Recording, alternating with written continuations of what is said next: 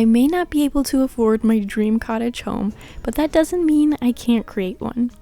Today we're heading to the thrift store to hunt for pieces that can help transform my cheap rental into the cozy cottage I've been dreaming of. The only question is, can I actually find anything good? So, let's go thrifting.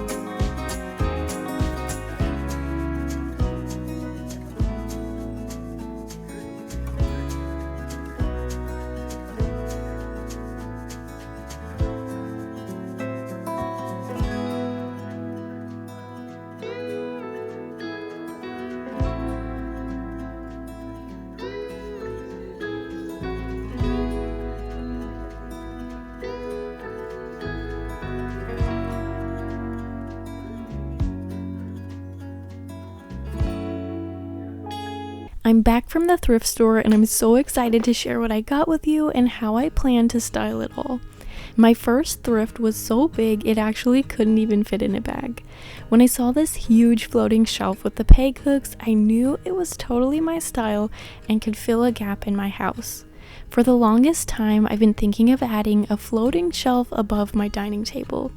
I have to admit, this shelf is quite a bit shorter than what I originally pictured for this wall, so I'm honestly not sure if it's going to look intentional or just awkward. Before hanging it though, I want to make sure it goes with the space and helps tie in my recently renter-friendly renovated kitchen.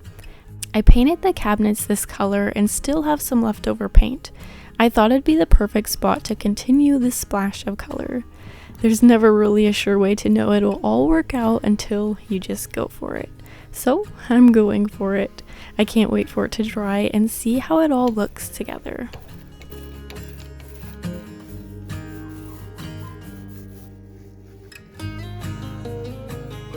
While the floating shelf is drying, I want to show you my next thrift. It's not finished yet because I'm still waiting on something in the mail to complete it, but when I spotted this little watering can, I knew it had potential.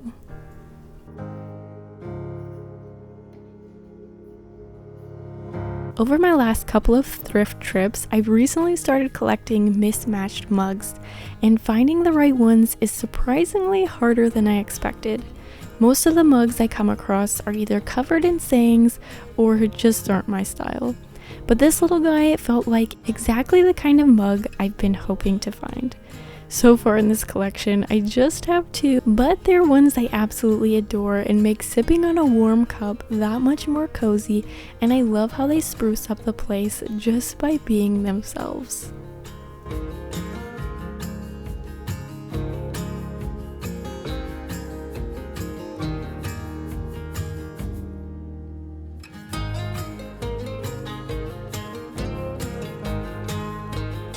I can't lie, with this next thrift, the only potential I saw on this lampshade was its shape. I've been looking for months for just a simple lampshade to make over for my son's room, which was more difficult than I was expecting. A couple months ago, I attempted a cottage lampshade makeover for my son's room, and let's just say it didn't exactly turn out the way I'd hoped. I've been wanting a second chance ever since, so I'm hoping this little lampshade can bring some redemption and make this ugly thing cute again. Initially, the bears scared me away and left me feeling like I should attempt another lampshade makeover. But the more I sat with it, the less certain I became. Part of me kept wondering if I was about to ruin the very thing that made it special. As I sat here next to my drawing shelf, I noticed the paint color was a perfect match to the trim of this shade, and I decided to try something I've never done. That is, paint the base of the lamp.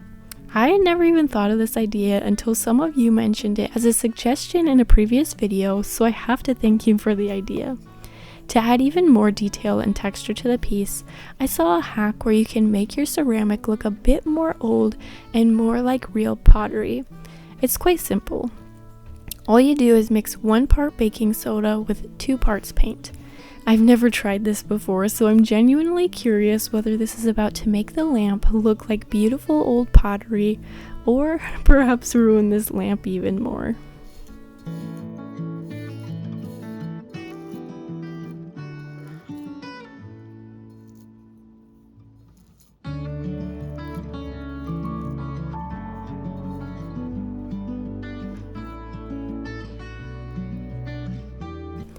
While the lamp is drying, I want to show you my next thrifts. They might not look like much, but the potential for them is just about endless. As soon as I'd heard a recommendation to check the sheets and pillowcases for fabric, I was hooked. They are so cheap, they come in so many different and unique fabric designs, and are just the right amount of fabric. Not too much and not too little.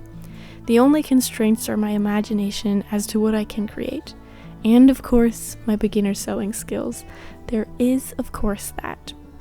Here's a few other pillowcases I've thrifted over the past couple of months, and just a few combos I think would make perfect to sew a little baby quilt or even clothes.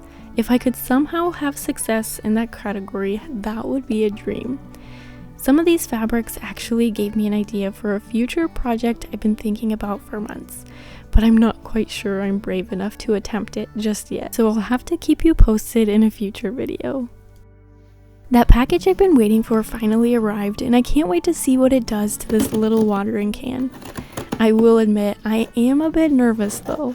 There were so many color options online, and choosing paint through a screen always feels like a gamble. Sometimes it's exactly what you imagined, and sometimes it's not even close. This is my first time using this product, and honestly, I don't really know how much to apply or even what the finished result will look like. So we're just gonna have to find out together. The only thing I knew for certain before opening this little bottle was that everyone online said to use it outside because of the smell. So if nothing else, at least I've gotten one thing right.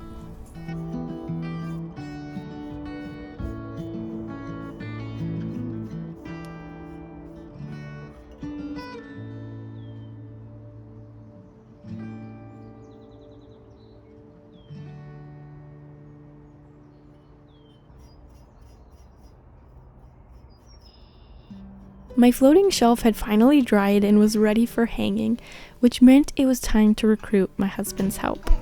Once we held it up on the wall though, I immediately started second-guessing everything. The shelf looked too small, and with a table sitting underneath, the proportions felt a little off. For a minute, I wondered if I'd completely misplaced the location of this thrift's home. But then we tried one simple change. We turned the table 90 degrees and instantly everything started making more sense. Not only did the shelf suddenly fit the length of the table much better, but the entire room felt more spacious.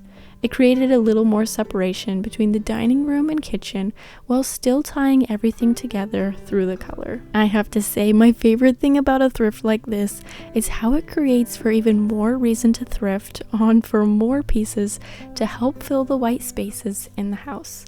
So I'm definitely in need of some more trips to the thrift store to bring home just the right pieces as they appear.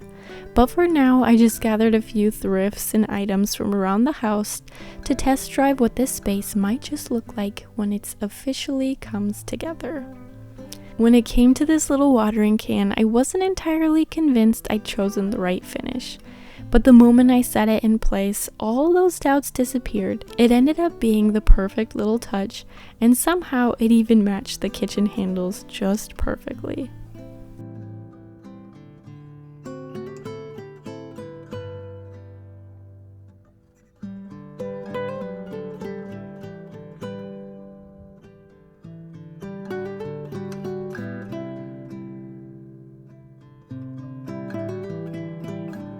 And of course, I can't forget to show you how my son's lamp turned out.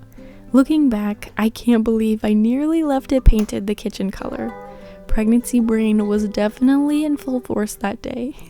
I loved the texture the baking soda created, but once I switched the base to blue, it finally felt like it belonged in a little boy's room. It's funny how sometimes the smallest changes end up making all the difference. As I look around this space, I'm reminded that creating a dream home isn't really about having the perfect house. It's about noticing potential where you are, caring for what you've been given, and slowly building something beautiful over time. I may not have my dream cottage home, but I am doing my best to create one right here, with the budget I have, the thrifts I find, and the rental I've been entrusted with. Thank you so much for spending a part of your day with me, friend, and I'll see you next time.